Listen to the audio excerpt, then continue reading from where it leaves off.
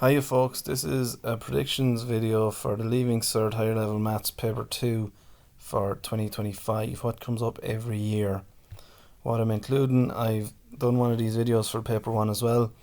It's an overview of topics which have come up in exam papers for the last 4 years, a list of recurrent topics to focus revision on, links and QR codes to full video solutions to questions, and it's the 2024 exam work solutions. So every question that you're going to see here will be from the 2024 paper. It's just to give you an idea of the way it came up in 2024.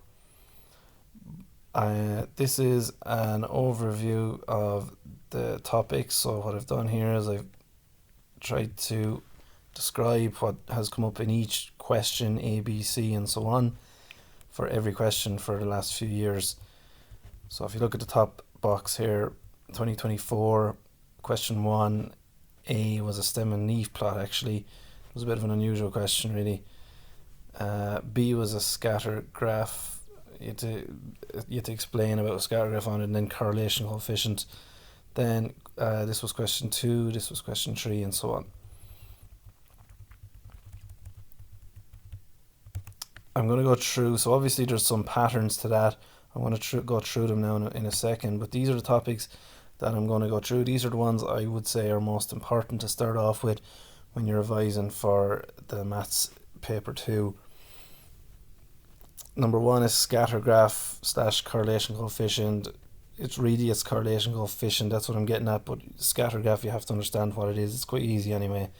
Scatter graph, expected value, then solving trig equations, very important actually. Circle, center and radius. Now that actually comes up twice in the paper in 2024, and it's come up the last few years as well, but it's really the basics of that whole chapter there on the circle.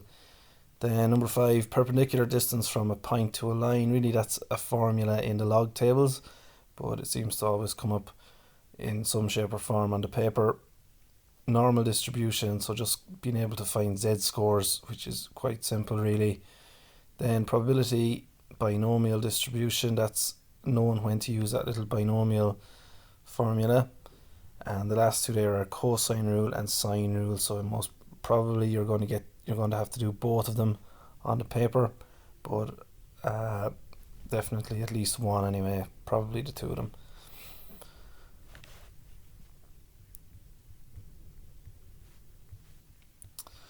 Now obviously there's going to be more topics than this. I could have put more in as well, but I try to keep it nice and simple. You can look through yourself there at the patterns and the way different topics are coming up. These are the ones I think you should be, hopefully everybody should be aiming to get marks on, because they're similar enough in the way that they're always asked every year. Again, I don't know anything about what will actually come up next year. I don't have any inside information or anything, wish I did, but I'm just taking these topics from what's been going on with the exam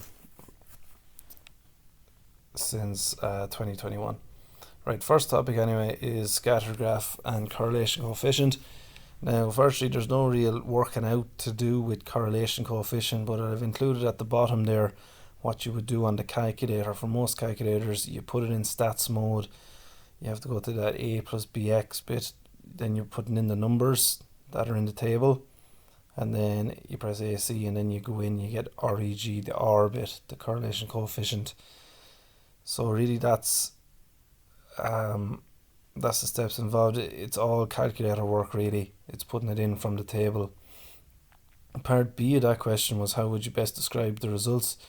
How the results changed for these students from the initial test. It was a strong positive correlation, so the X's or the dots would be going upwards in almost a straight line for positive correlation coefficient. Now if you want to see that in a bit more detail there, you can just scan that QR code and it'll have the full solution there for you for that question. Now you'll see there it came up in question 1 in 2024.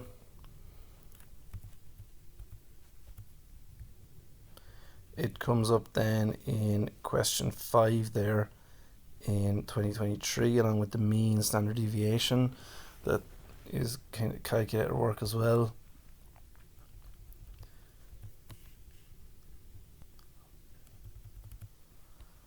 Then in 2022, it comes up there in question 8. So again, there's a scatter plot, and you have to explain a bit about correlation coefficient there as to what it means.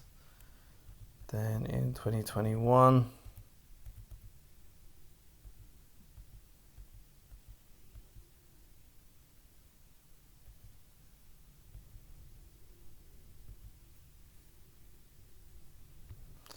I don't see it there really, so maybe it was just the last 3 years. But again, it's all calculator work, and they're quite easy marks to get. It's just knowing how to put it into the calculator. Right, expected value. I included this here. Again, it's a simple enough idea. All you have to do, this is the way it came up last year. All you have to do is just multiply the whatever it is, the price, by the probability. So there we do 0 multiplied by 0.3. Now you could put in the percentages there, either you could put in 30% instead of 0.3. Doesn't matter.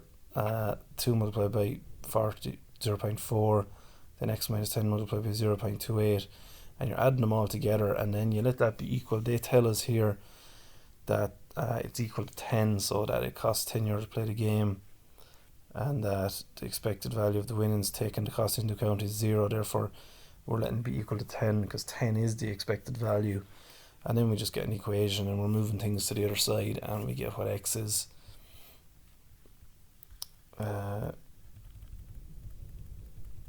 There you'll see it came up. It was question 2A in 2024. You see it there in question 8D there back in 2022. And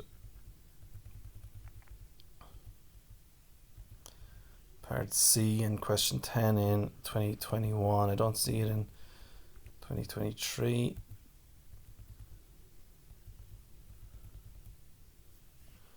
But it's a simple enough process again. Right, solving tricky equations.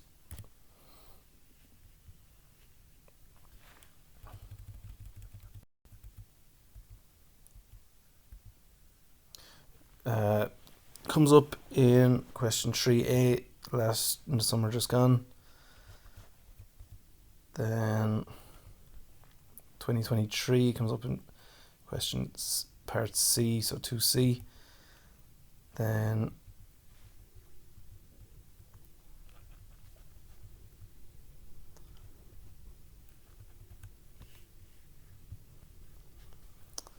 it comes up then,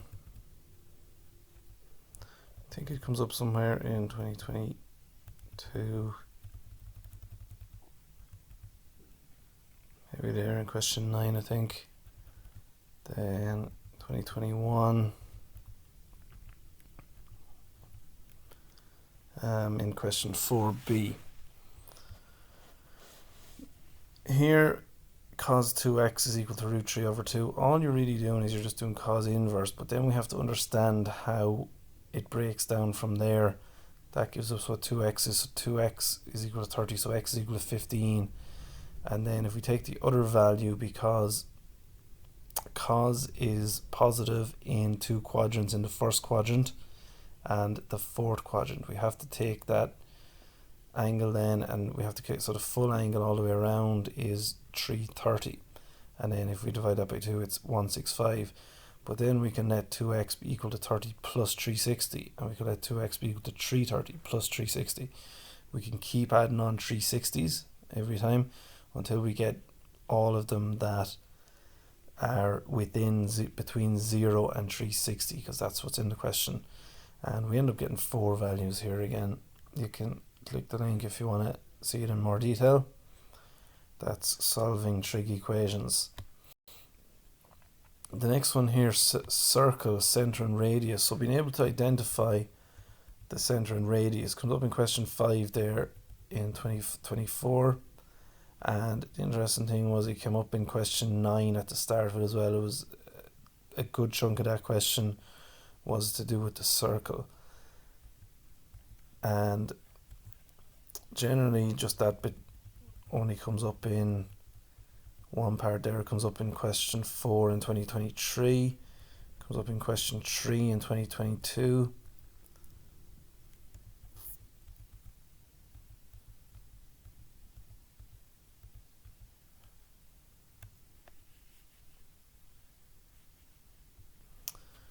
Therefore it's quite important.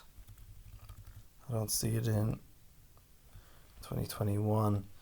But again, now this one here, they give it to us in this form where it's x squared plus y squared plus 4x minus 6y plus 5 is equal to 0. I find the easiest way when it's like that is to use the g and the f's. Otherwise you'd have to complete the square with it. But when it came up then later on in the paper again, now here they just gave us the centre. You might be able to see there the centre is 117 and the radius is 12, and we just have to put it into that x minus h formula. And the second part of the question was actually quite similar. It's just that they gave us a8 as the centre, and that allowed us to have the equation, and then we could solve for a and in third form. But it came up so kind of the two different ways, I suppose. It came up centre and radius in two different parts of the paper.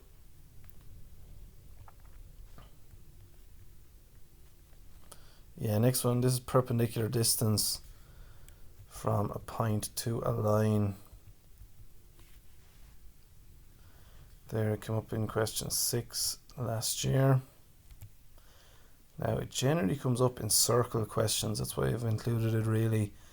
Their perpendicular distance from a point to a line in question 4, B in 2023.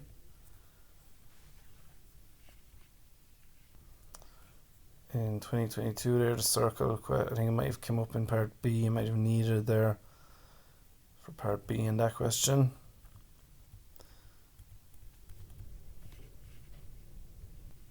And then in 2021, distance from a point to a line there in question 2, question 2B. The formula seems to always be in bits of questions as well, so you need a good understanding of it and know where to sub in everything. This question was nice enough. It was just find the perpendicular distance from the point to the line. It couldn't have come up much simpler actually. You just needed to rearrange the equation around a bit. So you have it in that form of ax plus by plus c is equal to 0. Then you can sub in, it's just subbing in a, b, c from the equation and x1, y1 from the point. Right, the next one is z-scores. So all the statistics you need to know really for the paper if you want to do well, but z-scores are quite simple. It's just that z is equal to x bar minus mu over the standard deviation, and they always give you all of that information in the question, and then you put that in, and then it's just looking it up in the log tables and it gives you the answer. The second part is the same, but it gives you the answer really. So 10%, we can look that up with the log tables, and then it's the 1.28, and then we can solve for a there. A is the x bar, that's what we're looking for. Again, normal distribution there, question 7 last year. Then this can come up twice in papers as well. It can come up in section A or section B. Again, question 8 then in 2023 it comes up. Then question 10 the year before that, 2022. A lot of statistics in that question again. And in 2021 comes up in question 8 as well.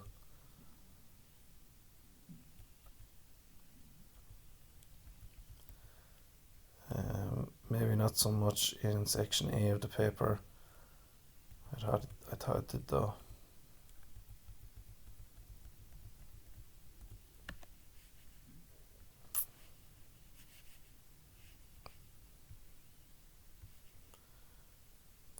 Right, probability then, this is how, when this is using that binomial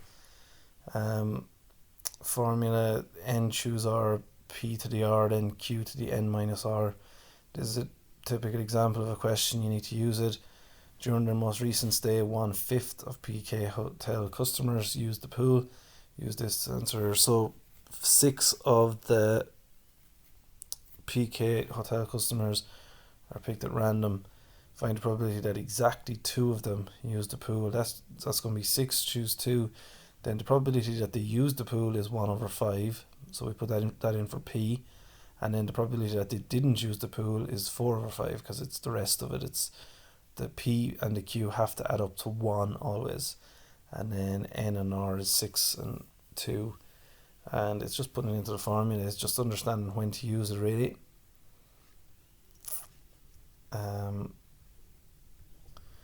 There, it was in question 7 there last year.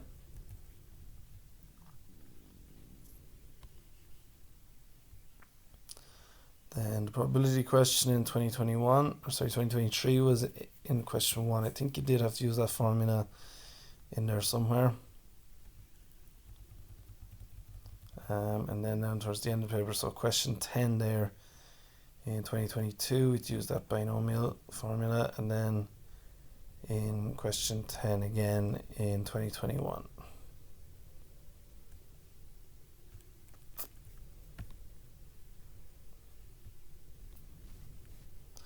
Right, last two then were cosine rule and sine rule. Cosine rule, this was the question. It was this big diagram here, and we knew that across there is 180, and it's just a triangle. It's not a right angle triangle. We can use cosine rule.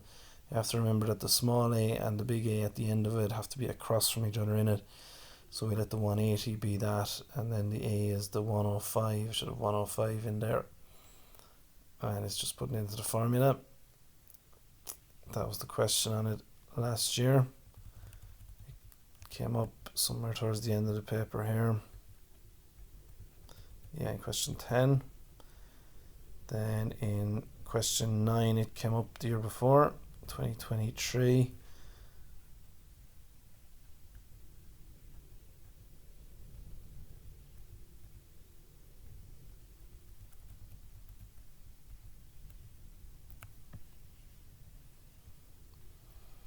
I don't see it there in 2022.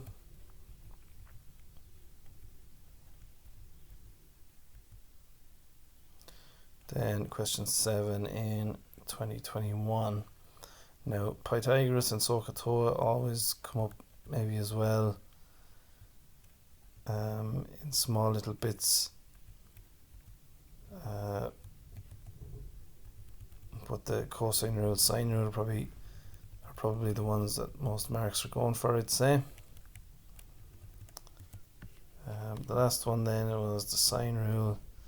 That was the way it came up. It came up quite early in the paper. I don't think it was really a trigonometry question. It was just the part C was the sine rule bit. Here you had to be able to draw it yourself. So to tell us MK is 15√3, ML is 45 centimeters, and KLM is 25 degrees, and the theta is the angle LKM. We had to be able to draw it correctly then from that and be able to label, so know what those mean. So if you draw any triangle MLK and just put in what they are, it works out nicely then, because we have two sides, we have one angle. We can use the sine rule, just let the other angle be theta, and then it's always easy enough. We have to get two solutions actually at the end, because it tells us work out two possible values for theta when theta is between 0 and 180. Therefore we have to use that CAST. Sine is positive in the first quadrant and the second quadrant, and we can get two values from that. That's the sine rule question there. And again, you'll see it comes up quite often. That it was early in the paper there. Yeah, sorry, it was a trigonometry question really. Last year. It was question 3. Then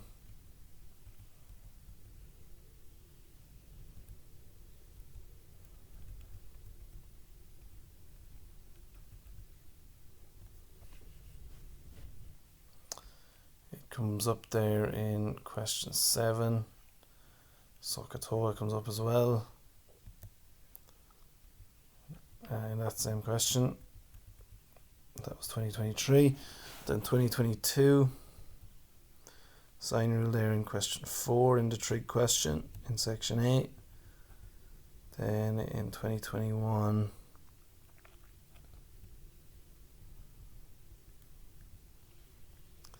It comes up in part A of question 9. Now you'll see there Sokotoa and Pythagoras, you'll see them dotted around a good bit as well most years, so maybe I should have threw them in as well. But all of trigonometry, I suppose, really. Sine rule, cosine rule, I'd say they're nearly the main ones. Then Pythagoras, Sokotoa as well. They're simpler. You'll have done those in junior cert. And then solving trig equations, trig graphs. It's quite popular every year, really. So that's all. That's the last topic there. Again, I'd say I'll just go back to the topics. Those are the topics that I'd start on. Again, you can see yourself there in it. I'm only picking 9 of them, and they're the 9 I kind of look at as ones we have to really be getting marks in to start off. But there are other topics that are quite popular as well. Again, some people like statistics for paper 2. If you like statistics, then make sure you're getting all your marks for that. Some people like trigonometry because you can see the triangles and so on. You can visualize it. So they're really big topics for paper 2. Those and probability, and the circle as well. I'd say those are probably the main ones. Area and volume as well. Actually, I haven't mentioned those in here. I could have, but again, that's just knowing where the formulae are, and most people will get marks for those anyway. But again, that's it for paper 2. Those are the topics I'd look back at, start revising those, go back through each exam question for each year, and then try to branch out a little bit more then into your other topics. So that's it. That's all for the video.